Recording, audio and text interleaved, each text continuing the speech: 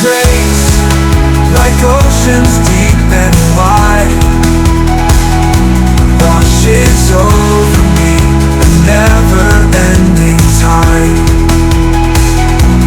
Your mercy, like the morning sun so bright, brings hope alive, turn darkness into light. So I'll sing of your goodness, I'll shout of your might. For your grace, your mercy, they guide me through the night. Ayan, so great to be here. So last week puro tayo mga nakaputi. Ngayon ang daming naka-black. But whatever the case, I believe every one of us is rejoicing. Masaya po ba tayo? And wala naman na baha dito sa atin. Ay kayo po, hanggang saan po? Pumasok sa bahay niyo? Sa kalsada lang, okay. Hanggang saan po yung tubig? Hanggang tuhod? Hanggang tuhod? Oo nga. Dito rin sa tent, hanggang tuhod eh. Pag nakaluhod. Pag nakaluhod ka, hanggang tuhod siya. So, wala namang napasok ng baha sa atin dito.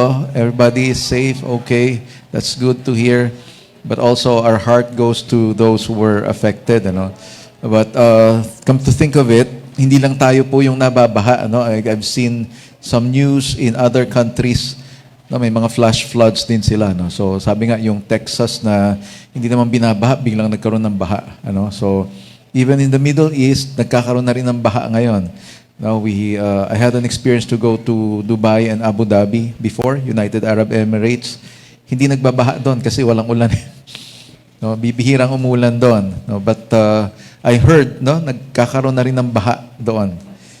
So it's all around us, and somehow, again, sabi nga, these are signs to us. Now these are signs that our world is not getting any better. Talagang sabi nga, we are living in a fallen world, but God is giving us hope, na someday matatapos din lahat ito, and God is going to bring about the new heaven and the new earth, and wherein we live forever. Yun yung blessed hope na meron tayo. And while we're here on earth, we prepare for that. Now we prepare for that, and that's why as we continue with our series today. Actually, this is the last of our series, Grow and Expand in His Grace, in line with our anniversary celebration. So, nasa celebration mode pa rin tayo ngayon. It is our anniversary month.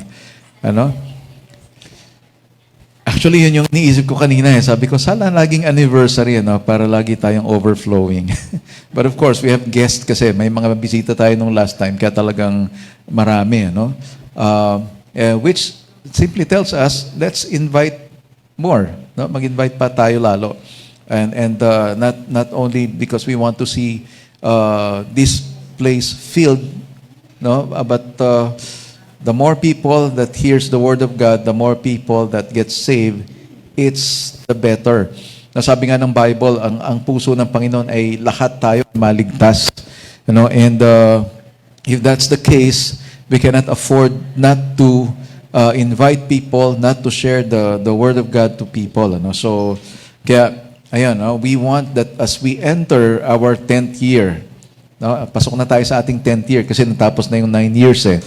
So, pang 10th year na natin ngayon. And this is our, kumbaga, heart's cry for this new year of His grace. So, to grow and expand while experiencing His grace. Now, the grace of God is what sustains us, those 9 years. And it is the grace of God that will cause us to grow. Na mas lalo pa tayong lalago, lalaki, dadami, mag-expand sa pamamagitan ng kagandahang loob ng Panginoon. And so that's why we discussed the first week yung built to last. And we will grow as we grow in our faith. Importante po na pag sinabi nating lumalago tayo, hindi lang po yung dumadami ang tao sa church. Ibig sabihin, bawat miyembro, bawat uma-attend dito, nag-grow, lumalago, nagmamature. No, and when you say you're maturing, your faith is also growing. And that's why it's called built to last, kasi yung pananampalataya natin ay hanggang sa pagbabalik ng Panginoon. No, pag bumalik ng Panginoon at tayo ay kasama na niya sa langit, hindi na natin kailangan yung faith. No, kasi nakikita na natin siya kaharap na natin siya. No, that's why today, here, habang nandito tayo sa lupa, kailangan natin ng matinding pananampalataya. No, yung pananampalataya natin dapat lumalago, nag-grow. So you're able to trust God for bigger things. No, kung dati may mga maliliit na bagay kang hinihingi sa Panginoon, sinagot niya. Now you are able to trust God for bigger things. No, hindi lang sa mga material na bagay, kundi pati sa personal. No, personal growth, character development. In fact, sabi nga, ang gusto ng Panginoon, mas lalo niya tayo maging kawangis. So God is in the business of restoration. No, nire-restore niya yung kanyang image na nasira sa atin. Because of sin, dahil sa kasalanan natin, yung imahe ng Diyos sa atin nasira. And that's why a lot of people would say, mabuting tao naman tayo, di ba? Well, sabi ng Bible, wala raw matuwid kahit isa. No, all have sinned. Lahat tayo makasalanan. No one here can stand with pride and say, hindi ako nagkasala. No, kasi lahat tayo nagkasala at nagkakasala. Now, I remember si Sister Marivic nung last time na nag-preach siya rito. Sabi nga niya, di ba, kung nagkakasala ka ng 10 beses isang araw, sa loob ng isang taon, that's 365 days, ilan yon? 3,650. Sa 10 taon, that's 36,500 sins. Isang kasalanan lang naman ang kailangan mo para ikaw ay mapunta sa impyerno. So, ganun katindi yung problema, and a lot of people do not realize that. No, we go on with our lives, doing our own thing. Instead of trusting God, people would rather trust themselves. No, kung ano yung alam nila, kung ano yung kaya nilang gawin, they would trust in those things and leave the Lord behind. But what the Lord wants to do with us is that gusto niya, lumago tayo. In fact, gusto ng Panginoon na maging successful tayo. Gusto ng Panginoon na mag-prosper tayo. No? But again, we need faith. We need something that will last. No? And that's why the second week, so the week after Built to Last, si Sister Marivic yung nag-preach about forgiveness. And then last week, we talked about live for what will last. So kung gusto mong lumago sa buhay mo, mabuhay ka para doon sa magtatagal. Mamuhay ka para doon sa mga bagay na may kinalaman sa buhay na walang hanggan. Don't just live your life as if ito lang talaga ang buhay sa mundo. Hindi tayo lalago sa ganitong sistema, kung dito lang tayo nakatingin. We have to look at our eternity. And when we look at our eternity, the more that we become the person that God has designed us to be. Yun ang gustong mangyari ng Panginoon. Na tayo ay mamuhay kung ano yung kanyang plano para sa buhay natin. No? So we have to leave the things of the earth. We have to be separate, kaya may tinatawag na sanctification. Ikaw ay binabanal ng Diyos. So, doon sa pagbabanal ng Diyos, maraming hindi magandang mangyayari sa buhay mo. And kapag napagtagumpayan mo yon, unti-unti nababanal ka ng Diyos. In its simplest terms, yung simpleng pagpapasensya, which is hindi naman talaga simple. In fact, napakahirap. Naniniwala ba kayo doon? Sinong mahaba ang pasensya sa atin dito? Nagsipagyukuan yung iba. May nagtaasan ng kamay. The truth is, God will always test our patience. No? God wants to develop our patience. And the thing is, para ma-develop yon, hahayaan niya yung mga pagkakataon na i-develop tayo. So, yung mga nagda-drive, yan, laging test ng patience yan. Pag nagda-drive ka. Akala ko nga dati, pasensyoso akong tao eh. Akala ko, mabait akong tao eh. Nung nag-drive na ako, sabi ko, ito pala ako. So, nagagalit ako. Nawala yung pasensya ko. Kapag may mga tao na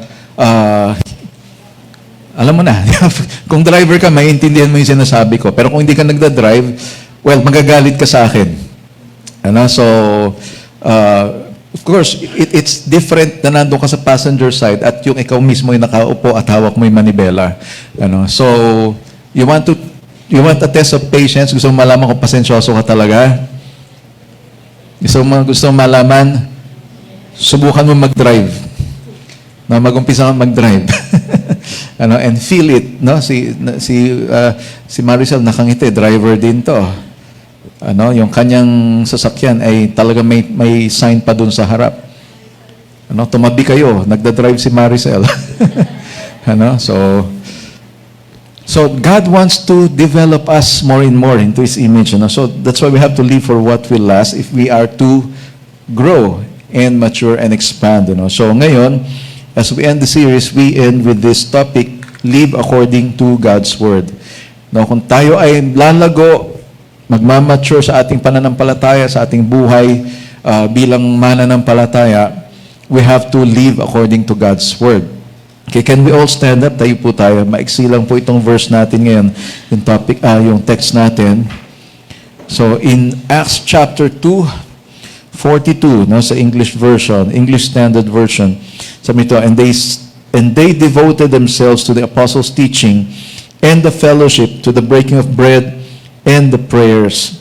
Tagalog version says, naging masigasig sila sa pag-aaral ng mga tinuturo ng mga apostol, sa pagtitipon bilang magkakapatid, sa paghahati-hati ng tinapay, at sa pananalangin. Let us bow down our heads. Let's thank the Lord. God, we thank you for your word. Lord, we believe that you're blessing your word today. You're blessing our time together as your message is delivered. Lord, we pray that you will find each one, Lord, with the hearts open. Lord, handang tanggapin yung salita mo ngayong umaga na ito. And we ask, Lord, that you speak to every one of us, Lord, by your Spirit. Quicken our hearts, Lord God. Let us hear from you through our spiritual ears. And let us see, Lord God, what you want us to do and where you want us to go, how we should live our lives. And we commit to you everything, Lord. Be glorified, Father, as we not only hear your word, but even as we obey your word, as we apply them in our hearts, in our lives. Be glorified, Father. In Jesus' name we pray. Amen. Amen. So you can take your seats. So grow and expand in His grace, living according to God's Word. Now, this is just very basic. Sa buhay Kristiyano natin, napaka-basic lang po nung pagbabasa ng Biblia, pananalangin. Ito yung mga practice nung unang mga Kristiyano, nung unang church. And if you want to have a model of what the church is, tingnan natin yung unang panahon. And that is how they live their lives. They devoted themselves to the apostles' teachings. They break bread together, meaning they ate together.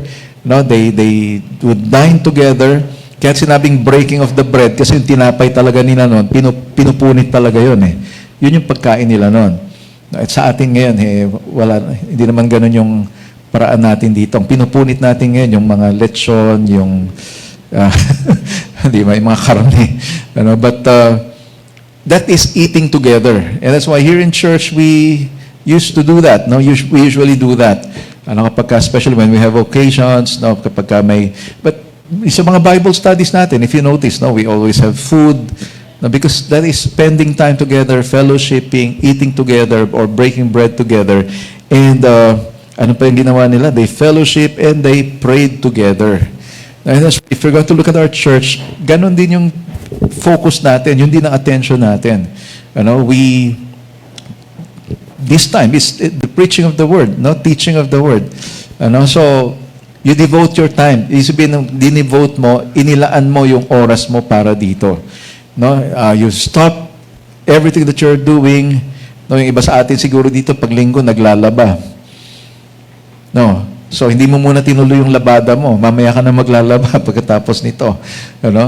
Some of you, maaaring meron kayong mga ginagawa na iniwan nyo muna because it's time for us to worship. But there are some of us here na talagang wala munang ginagawa kundi pumunta muna sa church at mag-worship dahil nakalaan yung oras na yun sa pag-worship at pakikinig ng salita. So they devoted themselves. If you're looking at it, if you're going to look at the word devoted, sabi nga, it is a very powerful word. Why is that? It means consistently showing strength. No, kapag ka ikaw ay nakalaan ang buhay mo sa isang bagay, matibay ka. No? Kasi nakalaan yung buhay mo para doon eh. Naninindigan ka. It prevails, endures, or to endure, to persist.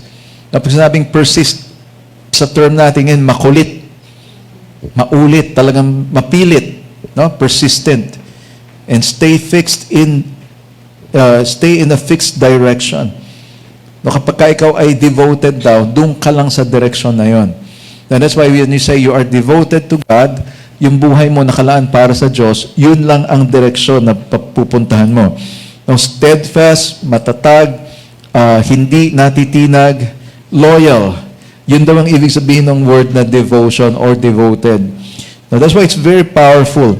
So, if you're going to look at what they did, talagang yun yung ginawa talaga nila. In fact, every day, they meet together. Sa panahon natin ngayon, mahirap nang gawin yun. But somehow, if you're going to try to look at it, almost every day we have Bible studies. Except Monday. But Monday, we have a prayer time wherein we also have a study of the Word. 9 p.m. Online. Exclusive yun doon sa isang family because we're praying for that family, no? Si Tina, yung kapatid ni Sister Marivic. So we still study the Word and pray. No, Tuesday we have Bible studies. Kina Ate Ruby sa Malamig, no? Sa Kulyanin, palitan sila. Wednesday we have Mills Flora.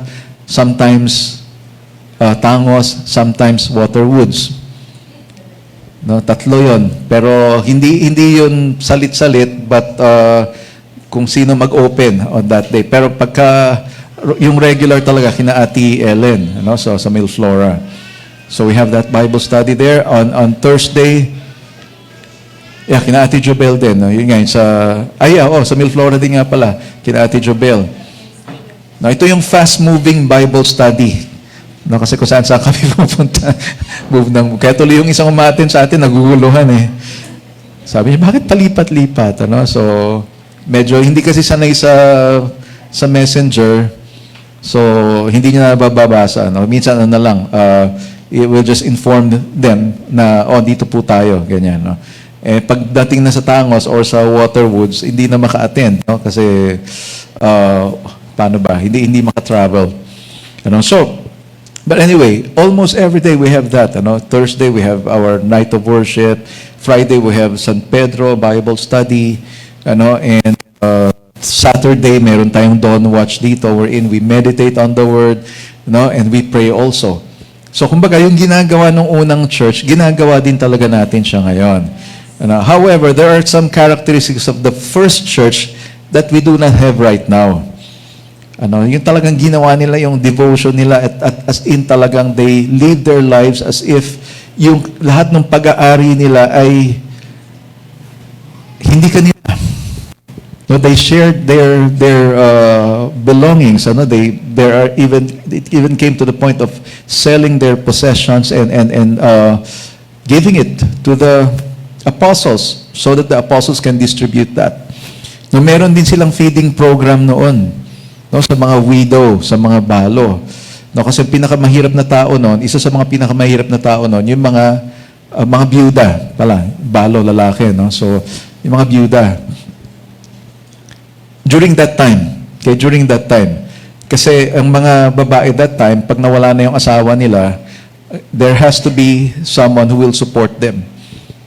Kapag wala yung mga anak, or namatay yung asawa, wala silang anak, mag-isa na lang siya mabubuhay. And that's why if you notice, dun sa offering, nung nag-observe si Jesus, there was that widow. Anong sinabi? Yung widow, ang binigay niya yung coins lang. Pero yung mga mayayaman, sobra-sobra. Yung sobra lang nila yung binibigay nila. Pero yung mahirap na yon, na widow, she gave everything. Kasi yun lang ang meron siya eh. So they were poor during that time, yung mga widows, unless they get married again, so meron uling susuporta sa kanila. And so in first church, meron silang ganon, pinapakain nila yung mga widows that time. In fact, dumami ng todo yung mga widows na yon, kinailangan nilang mag-establish ng mga bagong mag-minister sa kanila. And that's why here in church, we desire to do that as well. No? From time to time, nagpapakain tayo. No? May mga binibless tayo ng mga barangay. That is because hindi dahil ano pa bang pwede nating rason doon, but only the love of Christ. It's the love of Christ. Now, so as we look at the lives of these people, as we look at their devotion, makita natin dito kung paano tayo mag-grow in terms of living according to the Word of God. And so the first thing we can learn is that we can learn, or we have to learn from the Word of God. We have to learn from the Word. Sila mismo, as they devoted themselves, sabi nga natin, they devoted themselves to the apostles' teaching, or naging masipag sila, or masigasig sila sa pag-aaral ng mga itinuturo ng mga apostol. So take note, it is not just listening to the Word. Hindi lang siya basta pakikinig, inaaral nila. They think, pinag-iisipan nila kung ano yung naririnig nila. And that's why during the first church, nandoon yung pagtuturo. Those disciples, wala naman sila yung masasabi natin na credential ng isang teacher. Diba? Sino-sino yung mga teacher natin dito? Ayan, si Ma'am Shane. Si Ma'am Yvonne, nandoon sa taas. Yung mga yan, bago naging teacher, katakot-takot na, ano bang ginawa ninyo? Marami, So, may exams yan, May licensure. So, hindi ka pwede magturo kung wala kang lisensya. Sila ay lisensyadong mga teachers sila. And before they got their license, hindi basta-basta yung dinaanan nila. But here, yung mga nagtuturo dito, sa Bible, makita natin, mga mangingisda, so sina karpintero, so they don't have that credential of a teacher. In fact, Jesus was called rabbi, diba? Meaning great teacher. But these disciples started to teach by what? By the anointing or the power of the Holy Spirit. Those who listen, they listen in such a way na natututo sila. And that's my prayer also dito sa atin, na habang tayo nakikinig ng salita, ay sana po natututunan natin yung mga naririnig natin. May natututunan tayo. Na paano mo malalaman na may natututunan ka? If it is being demonstrated in your life. The same way, di ba sa school, pagka ikaw ay nag-aaral, may effect sa buhay mo yun yung mga natututunan mo Di ba? You're being prepared for your future career, Kung elementary ka ngayon, yung basic reading, writing, comprehension, basic mathematics, foundations. Diba? Tapos habang tumataas yung level hanggang college, dumadami yung nalalaman mo. And somehow, sa pag-attend natin ng mga Bible studies, pag-attend natin ng church, I hope we are learning from what we are hearing. Tama po ba? Maganda siguro na pagkatapos ng service, magpa-exam kaya tayo. Kasi doon mo rin mag-gauge kung may natututunan kung may naaalala. But you know what? Ang talagang sukatan nung natututunan mo, yung epekto nito sa buhay mo. Kasi itong pinag-uusapan natin ito, hindi lang naman to para sa isip hindi lang para sa utak natin. Kundi para sa buhay natin. The Word of God is alive, sabi nga, active, sharper than any double-edged sword. Sabi nga, So, it cuts. So, pinuputol nito yung mga bagay na dapat maputol sa buhay natin. It teaches us. The Word teaches us. Kaya importante po, inaaral talaga natin yung salita ng Diyos. So, our goal in learning is to become more and more like Christ. Yun yung goal natin. So, pag pumupunta po tayo dito, naririnig natin yung salita ng Diyos, my prayer is that somehow mayroong babago sa puso natin. As you listen intently to this. And eventually, more and more, you are becoming more like Christ. Lagi nating inuulit-ulit dito yung bunga ng banal na Espiritu sa buhay natin. Ang bunga ng banal na Espiritu ay pag-ibig. And doon sa pag-ibig na yon, mayroong kaligayahan, mayroong kapayapaan. Di ba? Nandun yung pagtitiis or pagtsatsaga, patience. Andun yung baitan, na pagiging mabait, no? At pagiging mabuti. Ano? Goodness, faithfulness, pagiging matapat, at pagiging mahinahon. That's gentleness and self-control. May pagpipigil sa sarili. I mean, if you notice, from time to time, binabanggit ko po ito sa ating mga mensahe. Why is that? Kailangan natin mapaalalahanan lagi. Why? Di ba, from time to time, kailangan mapaalalahanan ka na kailangan mo magpasensya. From time to time, kailangan ka mapaalalahanan na kailangan maging mabait ka kahit hindi mabait yung kausap mo. Di ba? And the truth is, lagi natin nakakalimutan yon. Pag hindi mabait ang kausap mo, hindi ka na rin mabait. Di ba? Pag hindi mahinahon yung kausap mo, nawawala na rin yung kahinahunan mo. And that's why we have to be reminded of this. So, hindi tayo natututo kung hindi nangyayari sa buhay natin. No? Sakit ko magsalita, no? But that's the truth eh. Kung walang nangyayari, wala talagang natutunan. At pag wala ka natutunan, ibig sabihin nun, bagsak. At sa eskwelahan, pag bumagsak ka, ulit. And it's the same thing with God. Pag bumagsak ka sa pagsusulit ng Diyos, uulit ka uli. Hindi mo natututunan. And the truth is, umuulit talaga ang mga pangyayari. And dapat, habang umuulit yung mga pangyayari, alam mo na ang gagawin mo. Na nadi-develop na siya. Ano? So, sa pagdadrive, paulit-ulit lang naman yan. May magka-cut sa'yo, biglang may lilitaw dyan. No? Biglang merong hindi magbibigay sa'yo. Nakanguso ka na, dire-diretso pa rin. Diba? And so, it develops your patience. Sige na nga, paunahin na nga natin to. Diba? Ano yung sinabi? Diba? Kung ano yung gusto mong gawin sa'yo, yun yung gawin mo sa kapwa mo. Di ba? And that's why, kapag ako'y lumalabas ng parking, walang magpadaan sa akin. Di ka makalabas. Kalahati na ng kotse yung nakalabas, meron pa rin gumaano pa rin. Ano? And so, I know how it feels. Kaya pag ako na yung dumadaan at nakita ko may lumalabas, humihinto na ako. And then I will say, I know how you feel. Ano, kasi ganyan din ako eh. Pero now, since it's my turn, padadaanin kita. Kahit pa, pag ako lumalabas, wala talaga magpapadaan. Pero pag may nagpadaan, todo, thank you ako dyan. No, I would, alam mo yan, yung bubusin ako ng 2 beses. No, saying thank you. Di ba? Those are simple things, ano? Simple.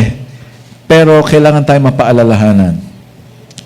Di ba? Yung mga bagay na hindi tayo magkaintindihan, ito ang sinabi ng isa, ito yung sinabi niya, ito intindi niya. And so what happens? Mali ang pagkaintindi, mali na rin yung pagkakatanggap, and what happens? Conflict na. Now, it happens. We are actually created for relationship, and this is one thing that we have to learn. No, dahil nilikha tayo ng Diyos para sa relasyon, kailangan matutunan natin yung salita ng Diyos. Why? Kasi maraming instruction sa salita ng Diyos tungkol sa relationships. How we treat one another. Ano? So, I can go on and say a lot of things about this. Ang daming verses about how to treat one another. No? And the thing is, the question is, are we learning from this? Natututo po ba tayo? I hope hindi mangyari sa atin yung sinasabi ng Bible. No? Sabi ni Jesus na yung maghasik. Remember? Naghasik siya ng binhi. And merong mga binhi na bumagsak sa tabi ng daan. At sabing ganon, yung ibon ay dumating para kunin, no? Yung binhi na yon. And then, meron naman bumagsak doon sa mabatong lugar. And sabing gano'n, ito yung mga tao na tinanggap nila yung salita ng Diyos.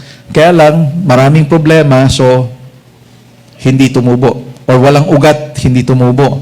Ano, yung meron naman mga binhi na bumagsak doon sa maraming tinik, sa dami nung mga problema sa buhay, nawala din. Now, my prayer is that sana po hindi pagkatapos maihasik yung binhi sa inyo ngayon, sana paglabas ninyo dyan, hindi naman maagaw kaagad ng dyablo. Di ba? Meaning, paglabas mo palang nakalimutan mo na lahat ng narinig mo. No? I hope meron at merong tatatak sa atin sa lahat ng maririnig natin ngayong umaga na to. No? So, the goal of learning is becoming more and more like Christ. Now, so Joshua 1:8, meron pong utos dito. No, sabi dito, "This book of the law shall not depart from your mouth, but you shall meditate on it day and night, so that you may be careful to do according to all that is written in it. For then you will make your way prosperous, and then you will have good success." Huwag mong kalimutang basahin ang aklat ng kautusan. Huwag mong kakalimutan basahin.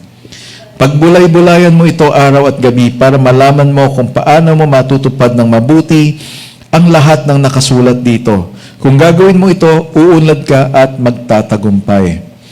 Now, yung sinasabi ditong unlad at pagtagumpay, hindi po ito material na unlad at tagumpay. Kadalasan, kino-correlate natin. But of course, kapag ka maayos ang pamumuhay mo, kasunod yun eh. Kasunod yun. Now, if we learn to do the will of God, you can be sure of this, hindi ka naman niya pagkukulangin. Hindi ka niya pababayaan. If you trust Him, if you follow His ways, kagaya sinabi rito, pinagbulay-bulayan mo, talagang inisip mo maigi kung ano sinasabi ng salita ng Diyos, at sinunod mo kung anong sinasabi niya, that is the time that you will become prosperous and successful. May mga tao na hindi naman nila alam yung salita ng Diyos. Bakit sila prosperous materially? Yeah, like the Japanese people. No, hindi ka pwede mag-preach ng ganito. Pag sinabi mo sa kanila, you read the Word of God so that you will be prosperous and successful. Sabihin nila sa iyo, prosperous and successful kami without reading that Word. You know why? It's because they're living according to the principles of this Word. Maaring hindi nila nabasa ito, pero unknowingly, ginagawa nila kung ano yung nakasulat dito. Except, of course, minus yung knowing God, because there are principles here in the Word of God that if you follow it, it will work for you. Sinabi sa Proverbs, diligence. Ang mga Japanese, mga diligent na tao ito. Matsatsaga sila. Hardworking sila.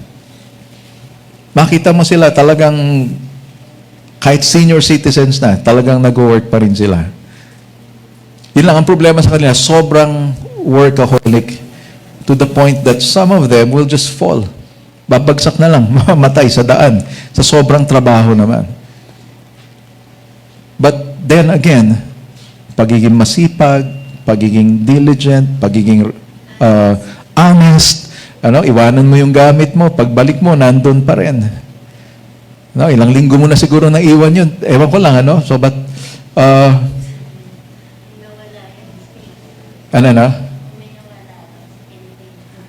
yung pag naiwan mo, tas nawala yung, iniwan mo, Pilipino yung nakakuha. Saklap naman nun, malay mo naman kinuha niya, tinahanap niya kung sino may-ari. Di ba? Pero of course, yung mga Japanese, alam nila, naiwan mo yan dyan, for sure, hahanapin mo, babalikan mo yan. Probably gano'n. So, that's what I'm trying to say. Honest sila, they are what? Sabi nga, masipag, and talagang masinop. So, those are principles, those principles are in the Bible. And tayo, alam naman natin yun. Sometimes, ang problem lang natin, hindi natin natututunan. Di ba? Meron ba rito natuto kang mag-save nung ikaw ay bata pa? Maliit ka pa lang, marunong ka na mag-save. Nag-iipon ka.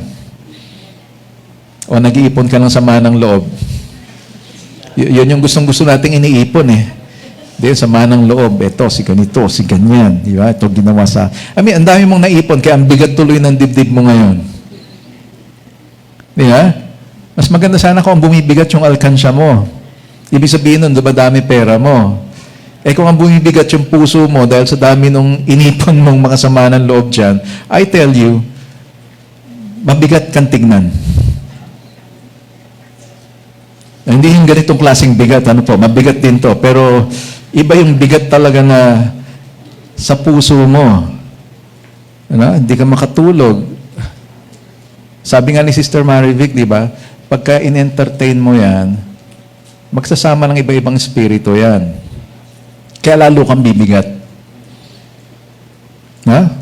So meditate mo yung salita ng Diyos. Tingnan mo kung ano sinasabi dyan. Ayoko na maging paulit-ulit, pero sa totoo lang, pag titignan mo, yun at yun din naman yun eh. Yeah, magpatawad ka. Mahalin mo yung kapwa mo. I mean, dadalawang utos na nga lang yun out of 10. Di ba yung 10? Ano yung una? Love the Lord your God. I am the Lord your God. You shall not have any other gods. 10 commandments. Ano yung pangalawa? Do not make any graven image. Number 3, remember to keep the Sabbath holy. Number 4, do not use the name of the Lord your God in vain. So sa isang command, yung 4 na yun, ang ibig sabihin nun is to love the Lord your God with all your heart, mind, soul, and strength. Yung commandment number 5 to 10, ano sinabi ron? Mahalin mo ang magulang mo, or igalang mo yung mga magulang. Ano sinabi pa? Pang 6. You shall not commit adultery. You shall not steal.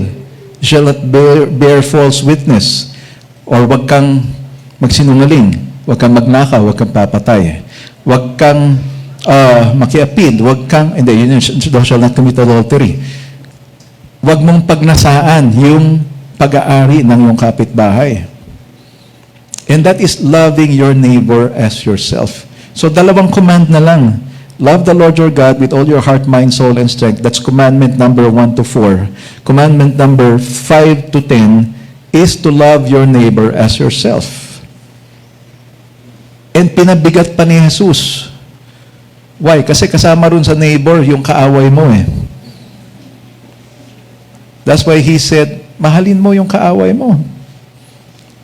Which I don't think matututunan natin ng ganong kadali.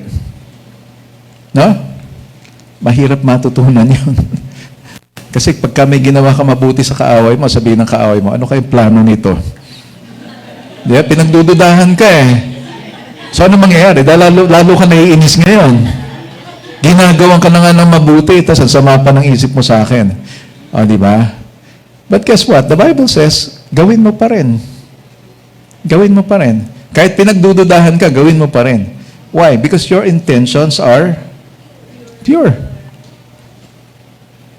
Diba? Kung hindi naman ganun ka-pure, eventually magiging pure din yan. Sabi nga, fake it until you make it. Kahit medyo hindi maganda sa pakiramdam mo, gawin mo lang ng gawin. And eventually, matututunan mo siya. Okay? John chapter 1 verse 1 also says, in the beginning was the Word, and the Word was with God, and the Word was God.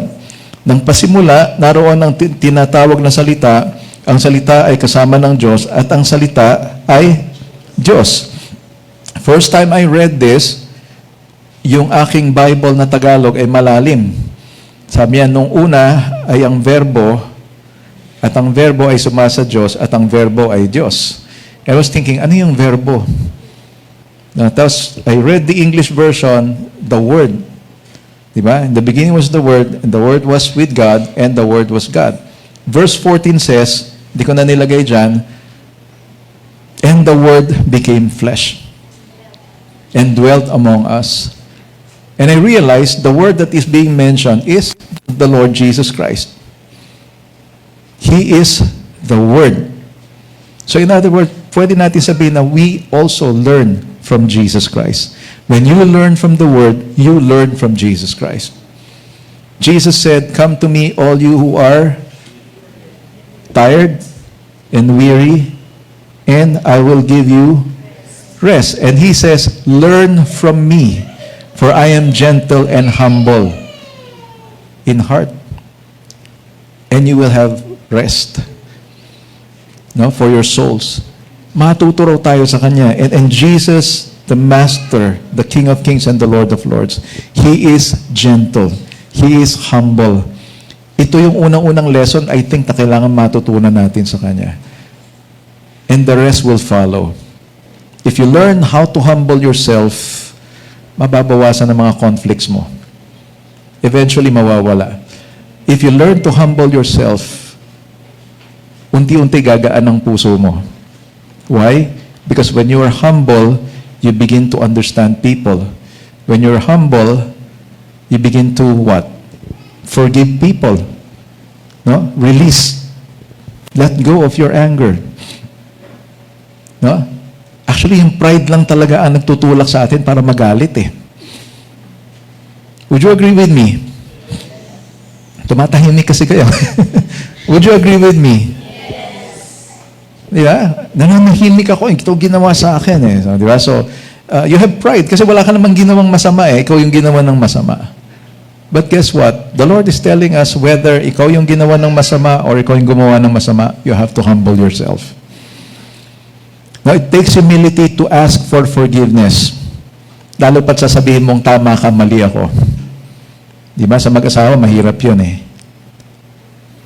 Sabihin mo sa asawa mo, sorry, nagkamali ako, tama ka pala. Parang tahimik bigla ah. Parang tumahimik bigla. Mahirap gawin yun, di ba? Mahirap sabihin na nagkamali ako. And one of you here, kayang-kayang sabihin yun, nagkamali ako, pasensya ka na, sorry ha. It's hard for us to do that. Why? It's because of pride in our hearts.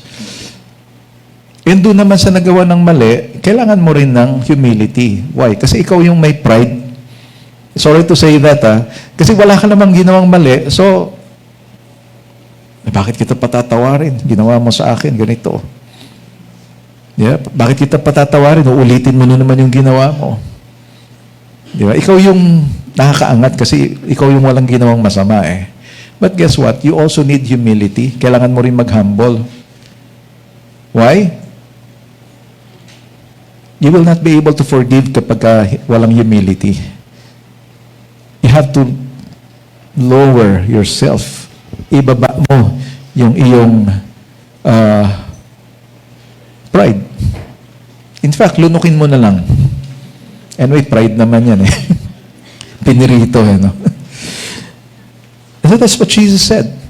You know? So, He is gentle and humble and we can learn from Him. Kung gusto mo ng kapahingahan sa iyong kaluluwa, sa iyong espiritu, matuto tayo kay Jesus Christ. Let us learn from Him. He is humble, He is gentle in heart. So, gusto mo maging magaan ang puso mo, swallow your pride. Mapait nga lang siya, mahirap lunukin, pero once malunok mo, gagaan na yan. Sino sa inyo gusto ng kagaanan sa inyong puso? Sino sa inyo gusto nyo payapa yung buhay ninyo? Di ba? Yung makakatulog ka na maayos na wala kang iniintinding may masamaan loob sa'yo or masamaan loob mo sa isang tao. Oh, yung tipong, dahil nga kampante ka at wala kang iniisip na masama, pag sumandal ka, tulog ka na. So, isa ka ng taong masa. Masandal, tulog. I mean, that's the product of peace, di ba? So, kapag ikaw ay payapa, walang gumugulo sa isip mo eh. Nung Friday Bible study natin, merong tao dyan, isang taong masa din. Ano? So, pinag-uusapan namin nung last time. Okay? So, learn from the Word. Next is to preach the Word. Okay? Kailangan po nating ipangaral. Kailangan nating i-share yung salita ng Diyos.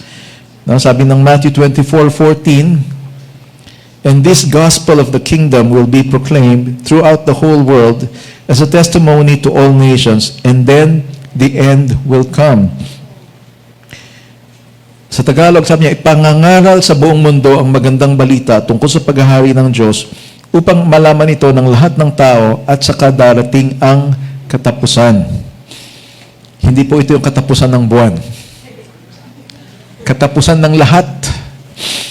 No? So, the sign of the coming of the Lord Jesus Christ is the proclamation of the gospel to the entire world. Kapag naipangaral ng salita ng Diyos sa buong mundo, darating ang Panginoon. You know what? Napakadaling ipangaral ng salita ng Diyos ngayon because you have that technology to do that. And that's why you go to Facebook, you go to YouTube, you go to kung ano mga platforms sa meron dyan, online. Those are actually platforms for the gospel to be shared. And nakakatuwa na may mga nag-post ng mga bagay tungkol sa Panginoon, tungkol sa Bible, tungkol sa salvation. And the truth is, if you're going to look at it, maraming nagsasabi ngayon about the coming of the Lord Jesus Christ. It's getting nearer and nearer. And that is why we have to share more. Mas lalo natin siyang pangaral. So not only should we learn from the Word, we should preach the Word. And so Jesus is the Word, and therefore we preach the Lord Jesus Christ. Siya ang ipinapangaral natin. Siya yung tinataas natin. Wala tayong ibang mensahe, kundi yung mensahe na dumating ang Panginoon, binigay niya yung kanyang buhay para sa kaligtasan ng mga tao. Palasak na siya, no? Palasak na. And yet, a lot of people still do not know what the Lord has done for them. Napansin ko lang, no? Mas pinipili ng tao ngayon na pag binasa nila ang Bible, humahanap sila ng maikikriticize nila sa Diyos. No, meron akong napanood na sa isang eskwelahan sa Amerika. At sa Amerika naman to. Ewan ko lang dito sa Pilipinas. Ina-accuse nila ang Diyos na mamamatay tao. Ina-accuse nila ang Diyos na may favoritism. No? In reference to the flood of Noah, during the time of Noah, sabi nung estudyante, yung Diyos na sinasabi ninyo ay mamamatay tao. Isipin mo, ubusin niya lahat ng tao. At binuhay lang niya yung paborito niya. Ganon mag-isip ang mga tao ngayon. And that's why it's so hard to preach the gospel because people have a lot of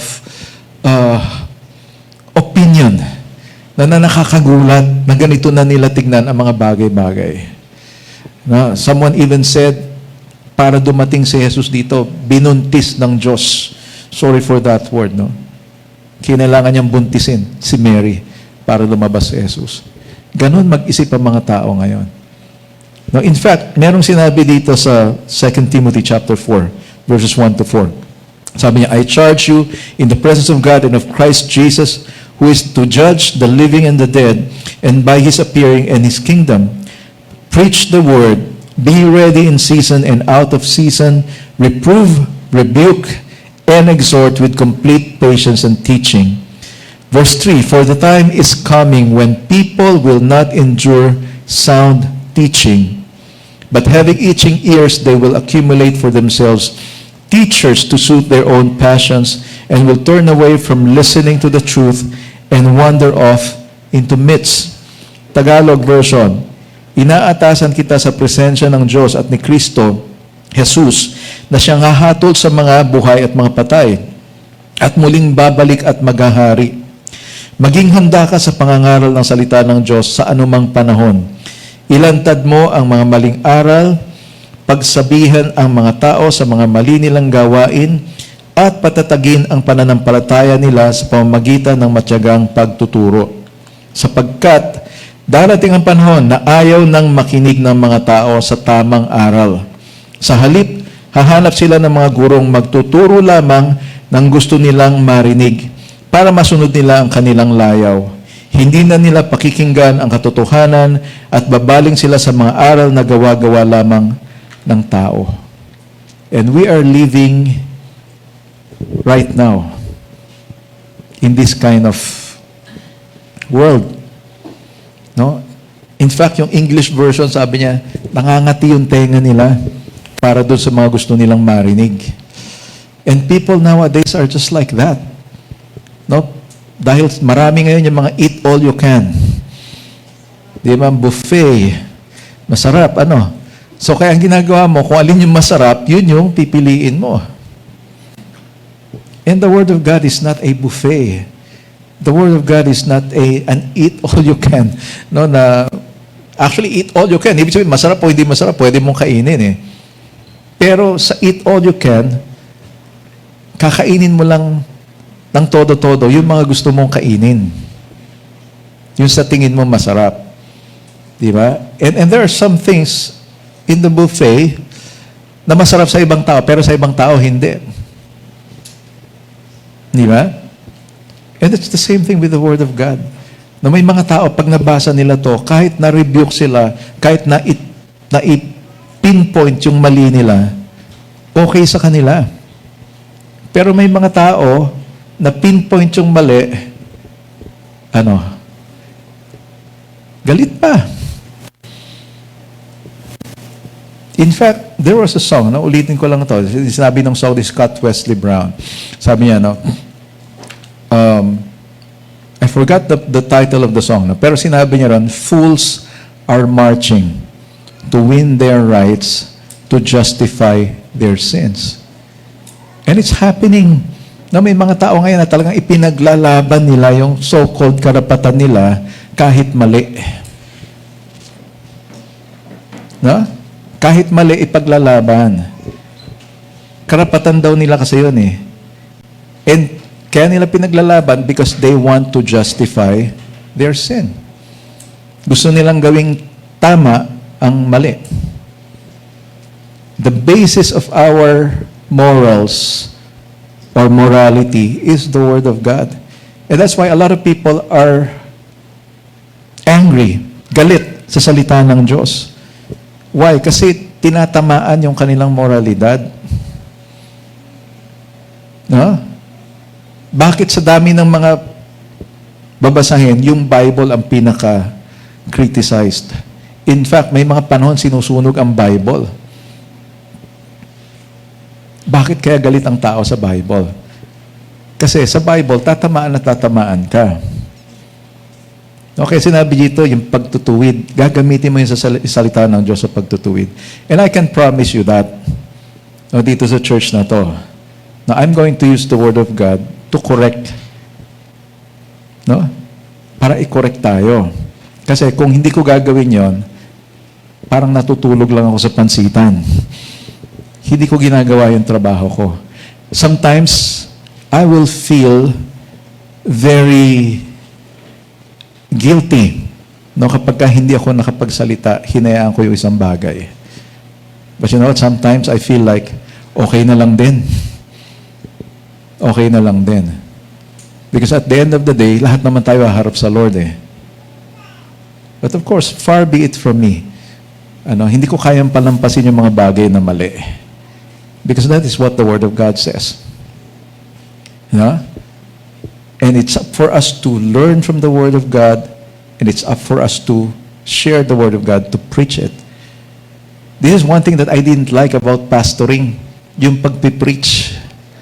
Kasi sa pagpipreach, sa mga sasabihin mo, may mga tao magugustuhan yung sinasabi mo, may mga tao hindi nila magugustuhan yung sasabihin mo. Yung mga taong talagang gustong magbago ang buhay, kahit masakit yung narinig nila, tatanggapin nila. Why? Gusto nila magbago eh. Kagaya ng isang taong gustong gumaling, may sakit ka, tapos ang iyong gamot ay kasing laki ng ganyan kalaki yung capsule mo. Sino sa inyo kayang uminom ng capsule? Tablet. Sinong kayang uminom? Sino rito yung nilalagay mo pa sa saging bago mo, Dahil lalong malaki, di ba? Pero mas madaling lunukin kasi madulas yung saging.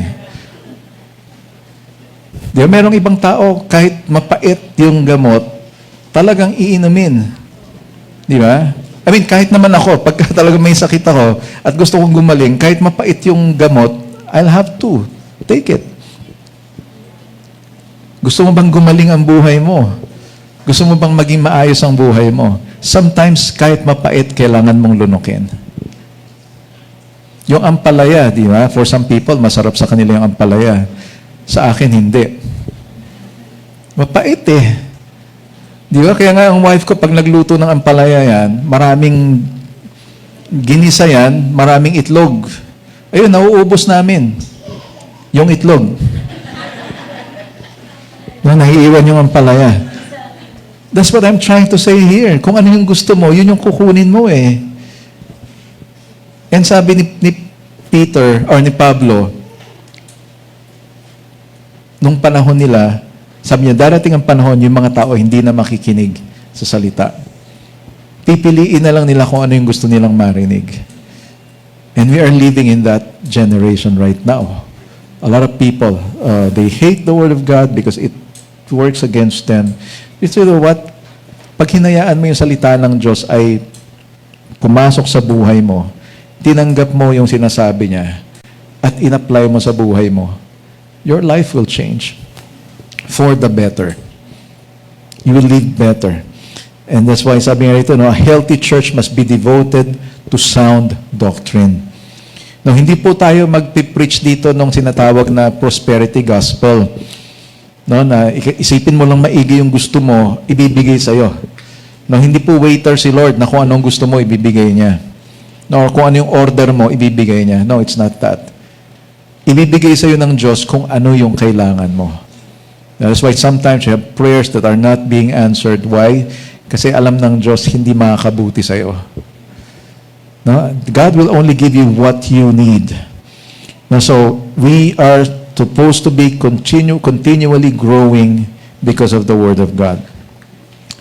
Now, kung sabi ko nga, Paul was actually describing the world that we are living in right now.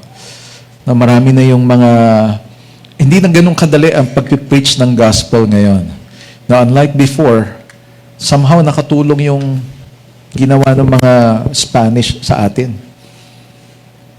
Kaya lang extreme yung ginawa nila noon. Tinakot nila yung mga tao. Ano? So that's why yung mga tao noon, talagang grabe yung kanilang reverence sa mga pare noong time na yun, mga fraile. Di ba? Huwag mong gawin ito kasi mapupunta ka sa impyerno. Yung mga tao susunod. Kaya lang with the, alam mo yun, yung pagdami ng information, sa sobrang dami ng information na mayroon tayo ngayon, people can just embrace different ideas, different thoughts. And they even challenge the Word of God. They would even challenge the Word of God. You know what? Ang sa akin, simplihan na lang natin. Hindi naman lahat na nakasulat sa Bible ay talinhaga. Hindi naman lahat yan matalinhaga eh. All you have to do is read it as it is, kung anong sinasabi. And again, sinabi kanina, pagbulay-bulayan mo. And pag-isipan mo, aralin mo talaga siya. No? And then you will find out. Number 3, you have to obey it.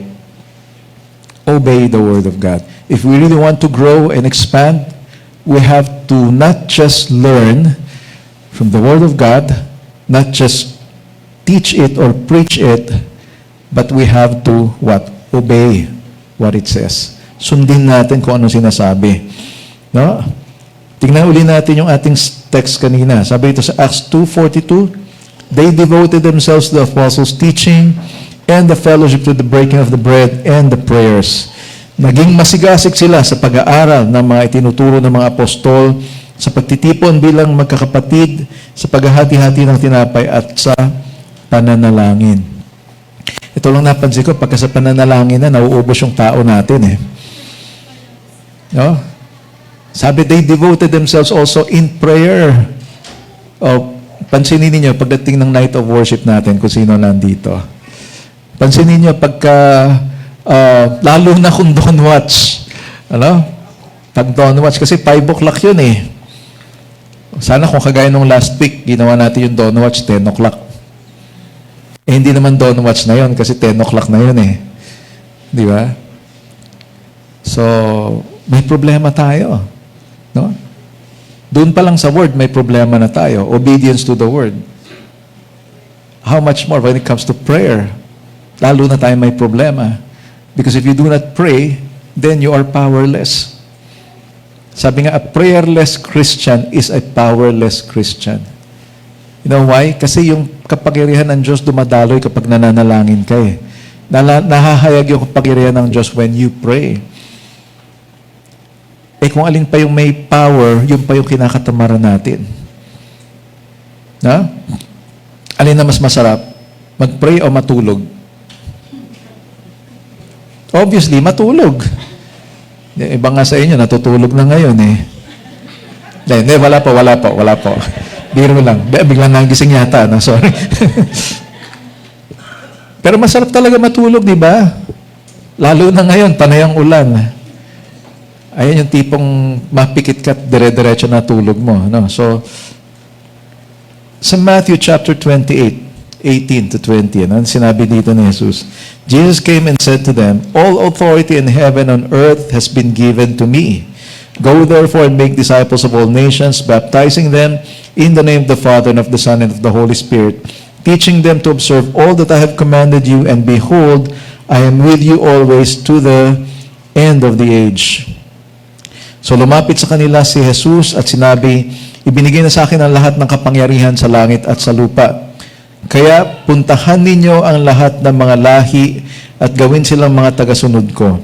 Bautismohan ninyo sila sa pangalan ng Ama at ng Anak at ng banal na Espiritu. Turuan ninyo silang sumunod sa lahat ng iniutos ko sa inyo at tandaan ninyo, lagi ninyo akong kasama hanggang katapusan ng mundo." Think about this. Ang utos niya is to go. Hindi po natin kailangan pumunta sa ibang bansa. Kahit pa sinabi ito na pumunta kayo sa lahat ng lahi. In fact, sabi ni Jesus sa mga disciples dun sa Acts chapter 1, verse 8, sabi niya, "You shall be my witnesses in all Judea, in Jerusalem, Judea, Samaria, and to the ends of the earth." He started with Jerusalem, kung saan sila nandun. So, yung utos ni Kristo rito, ipangaral mo yung salita ng Diyos at gawin mong tagasunod ang mga taong makakausap mo at turuan mo silang sumunod doon sa mga inutos ng Diyos. Now, the challenge here is kung tanungin ka nung tinuturuan mo kung ikaw ba mismo sumusunod ka. That's why we have a big problem. Hindi tayo makapagturo kasi pag nagturo tayo, tayo ang tatanungin, ginagawa mo ba yung tinuturo mo? You see, you have a lot of problems here. Kaya mahihirapan tayo mag-grow kapag hindi natin sineryoso ito. Church is not just coming here, sitting there, listening, and then afterwards going out and go your way, kung ano yung gusto mong gawin. Church is about hearing the Word of God, worshiping God, hearing Him, taking heed of His Word. Seryosohin mo talaga yung salita niya. Dalhin mo talaga sa puso mo. Ipalit mo yung salita ng Diyos doon sa mga kabigatan na meron ka. You know what? The biggest problem right now, mas gusto ng tao yung kabigatan sa puso kaysa yung salita ng Diyos ang dalhin nila sa puso nila. Kaya hindi nag-work yung salita ng Diyos. Why? Tinatalo ng mga kabigatan. No? Naintindihan natin? And yet, the Lord tells us, ituro mo ito. How can you teach this kung ikaw mismo hindi mo siya kayang sundin? And the reason why you're here in church is because God wants to train you. God wants to build you up to be His servant. Na hindi po tayo tinawag ng Lord para umupo lang. He calls us to be vessels of His goodness, of His Word. Na sa buhay natin makikita yung katotohanan ng salita ng Diyos. And that's why it's more than just, enjoying church. I mean, we see here, nag-enjoy naman sila. They eat together, they fellowship together, they spend time together. But guess what? Ang dulo nun sa verse 47 na sinabi ron, and the Lord added to them daily those who are being saved. Ibig sabihin doon sa ginagawa nila na yon, nadadagdagan sila ng nadadagdagan. Why? Because they preach the Word of God, they obey the Word of God, nakikita sa buhay nila. I remember posting something in our group chat, yung group chat natin, about India. India is exploding right now with revival. Thousands of people. 5:00 pa lang ng madaling araw, nandun na yung mga volunteers. Inaayos nila yung traffic. Why? Isang service, 15,000, 20,000 people coming. Ang sabi ng pastor, the key is to what? Preach the Word and live the Word. Ipangaral mo yung salita ng Diyos at ipamuhay mo yung salita ng Diyos. How are you going to do that? Sabi ni Jesus dito, you go and make disciples. Teach them to obey. And of course, when you teach them to obey, make sure ikaw mismo nag-obey. Or else, magkakatotoo yung sinasabi ng mga tao na ang church ay punong-puno ng mga hypocrites. Ha? nangangaral ng ganito, pero ganito ang gagawin. Ibang ginagawa. 1 John 2:3-5 says, "And by this we know that we have come to know Him, if we keep His commandments. Whoever says, 'I know Him,' but does not keep His commandments, is a liar. And the truth is not in him. But whoever keeps His word, in him truly the love of God is perfected. By this we may know that we are in Him." Nakatitiyak tayong kilala natin ang Diyos kung sinusunod natin ang Kanyang mga utos. Parang pabigat ng pabigat, ano? So, totoong kilala mo ang Diyos daw kapag ka sinusunod mo yung Kanyang utos. Ang nagsasabing nakikilala niya ang Diyos, ngunit hindi naman sumusunod sa Kanyang mga utos ay sinungaling at wala sa Kanya ang katotohanan. Ngunit sa sino mang sumusunod sa salita ng Diyos, lubos na sa Kanya ang pag-ibig ng Diyos. At sa ganitong paraan natin malalaman na tayo'y nasa Kanya. And that's why we really have to not just read the Word of God. We really have to study it. Take it to heart na kung ano yung nababasa natin. And when you take it to heart, you do what it says. Yes, sabihin na natin, mahirap yung sinasabi ng salita ng Diyos. Like for example, when Paul said, "Huwag kang gaganti." Do not take revenge. Sabi niya ganon. "For vengeance is mine." Diba? Ang pagganti ay nasa sa akin, sabi ng Diyos. O, tingnan mo, nakakunot na yung iba sa inyo. Kunot na ang noo. Diba? Huwag gaganti, sabi. Mahirap diba? Pero ano sinabi? Kung totoong kilala mo ang Diyos, gagawin mo kung ano sinasabi ng salita niya. Si Jesus din naman na nagsabi, diba? Gawan mo ng mabuti yung gumagawa ng masama sa'yo. Tapos ginawa nating mga Pilipino, ginawa natin siya ng parang mas descriptive ba, na pag binato ka ng bato, batuhin mo ng tinapay. Kaya lang ang problema, iba-ibang klase tinapay ngayon. Merong tinapay na ibababad mo muna sa kape bago mo kainin. No? The point is, malinaw yung sinasabi ng salita ng Diyos. We are becoming more and more Christ-like when we do what He says. Why? Ginawa naman niya yung sinasabi niya Naging mabuti siya sa kanyang mga kaaway. Remember, yung pumapako sa kanya, ano sabi niya? Patawarin mo sila. Di ba? Hindi nila alam yung ginagawa nila. Hindi nila alam kung sino ako. And that's why He understood them. But of course, they will die for their sins. Mamamatay pa rin. I mean, you know what? Mahal na mahal tayo ng Diyos. Kaya lang, apart from obeying His word, wala na siya magagawa sa atin. No, kasi pag pinipili mong hindi sundin yung kalooban niya, walang magagawa ang Diyos sa iyo. Parang sa magulang lang din. Pagka itong gusto ng anak, kahit anong pilit mo, wala kang magagawa Yun ang gusto nila Di ba? Ganon din ang Diyos.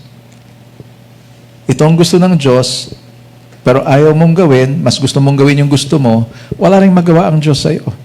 But guess what? The Bible says, hindi nagbabago yung pag-ibig niya sa iyo. Mahal ka pa rin niya. Namatayin pa rin si Jesus para sa iyo. Kaya lang, if you choose to do your own thing, gusto mong talikuran yung pinapagawa ng Diyos sa iyo, walang magagawa ang Diyos.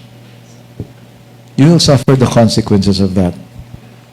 No? So, also in John chapter 14, verse 15, anong sinabi ni Jesus dito? If you love me, you will keep my commandments. And I will ask the Father, and He will give you another helper to be with you forever. Even the Spirit of truth, whom the world cannot receive, because it neither sees Him nor knows Him. You know Him, for He dwells with you and will be in you.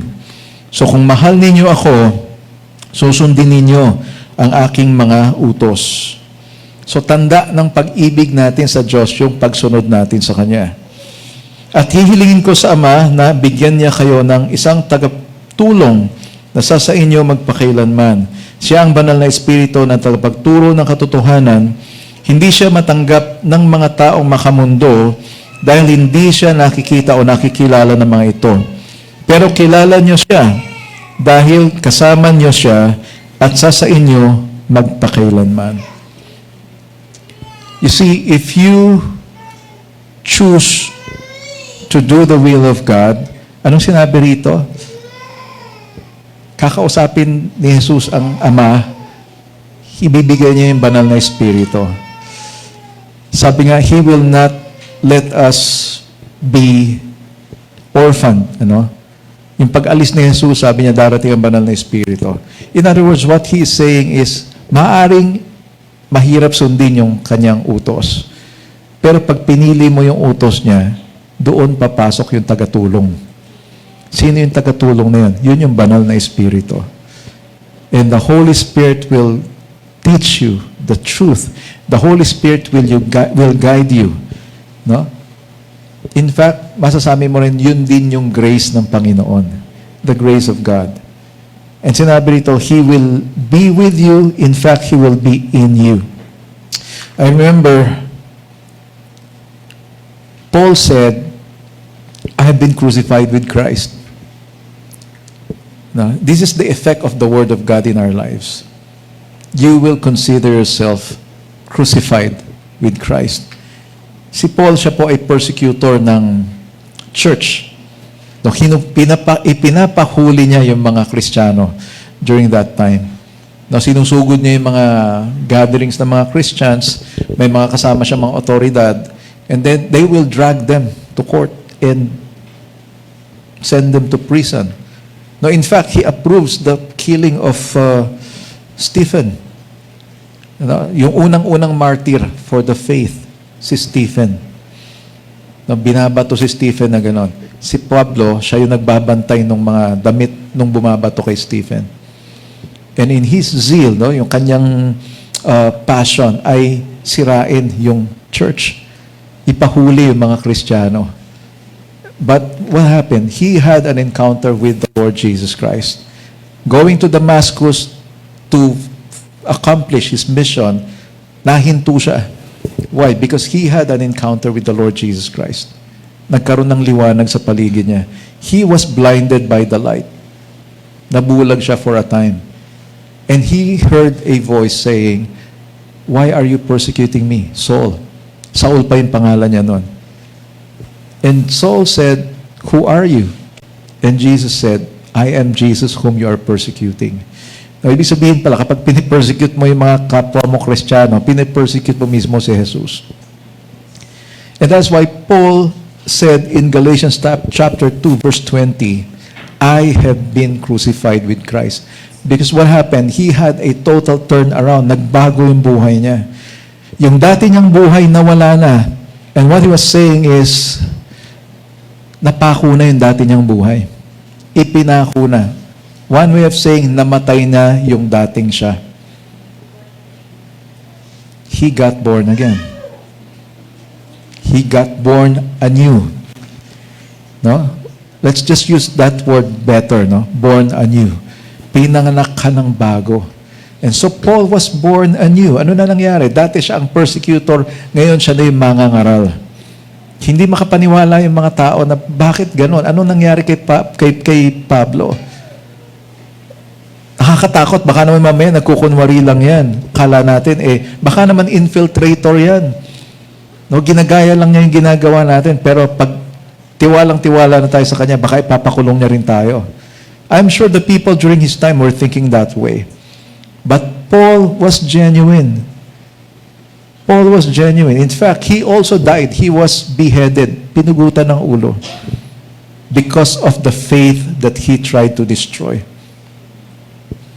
So you see, sa isang tao, pwedeng magbago ng tuluyan. Yung dating sinisira niya, yun na yung pinopromote niya. Yung dating mga pinapapatay niya, ngayon siya na mismo yung handang mamatay para doon sa pananampalataya na yan. So he said, I have been crucified with Christ. It is no longer I who live, but Christ lives in me. And the life I now live in the flesh, I live by faith in the Son of God who loved me and gave Himself up for me. Ang isang taong patay, wala na siyang response. Kahit murahin mo ng murahin yung nasa kabaong, hindi babangon yan. At hindi ka rin naman mumultuhin yan. Na walang response ang taong patay. Kung isang lasenggo yung namatay, Kahit lagyan mo ng pinakamasarap na alak yung ibabaw ng kabaong niya, hindi na mabubuhay yan. When you apply the Word of God in your life, you will die to your former self and you will live a new life. Ang tanong, di ba sabi nga, Jesus is the Word. Ano sabi ni Paul? It is no longer I who live, but Christ lives in me. If I'm going to put a fourth point here, the fourth point will be, let the Word live in you. Hindi ko na sinulat yan. Wala po dyan. Kasi dinagdag ko na lang to kanina. Let the Word live in you. If you want to live according to God's Word, let the Word live in you. Which means let Jesus Christ live in you. And there you will see that you will become more and more Christ-like. Mahirap magpa-agrabyado eh. But guess what? The Lord promised someday all injustice will stop. All sins will be punished. Lahat ng kasalanan ay paparusahan. No, lahat ng mga injustice, mga what do you call that? Unfairness, no? Yung pagiging hindi pantay o hindi patas. No, yun lang naman ang lagi nating problema sa buhay eh. Hindi patas ang labanan. Lagi tayo agrabyado. Lagi tayo nagagawa ng hindi maganda. Guess what? The Lord is promising us someday matatapos yan. Someday parurusahan kung sino may kasalanan. But you know what? God calls you to live according to His Word. In fact, God is asking you to allow Him to live inside of you. Will you allow the Word of God to guide you? Will you allow the Word of God to live inside of you? Will you be just like Paul, be crucified with Christ and no longer live, but let Christ live in you? Can we all stand up right now?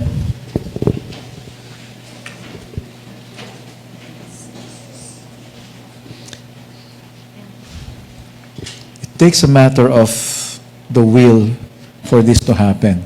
Ang yung sinasabi ko kanina, may choice ka eh.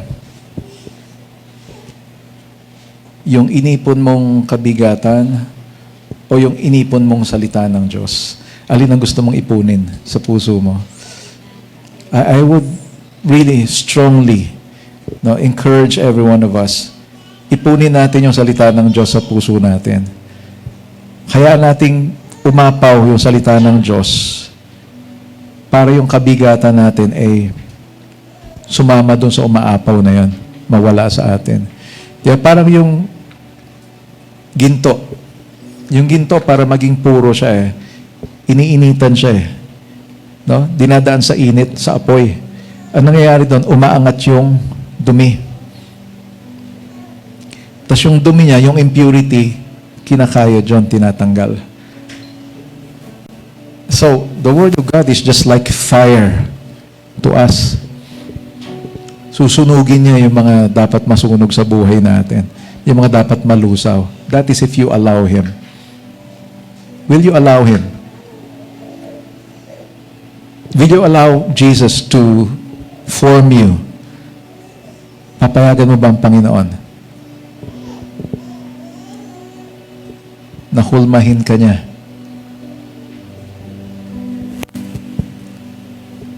Isi-shape ka niya. No? He will shape you to become more like Him. Can we just worship the Lord first before I pray? Let's just sing that song again, Emmanuel.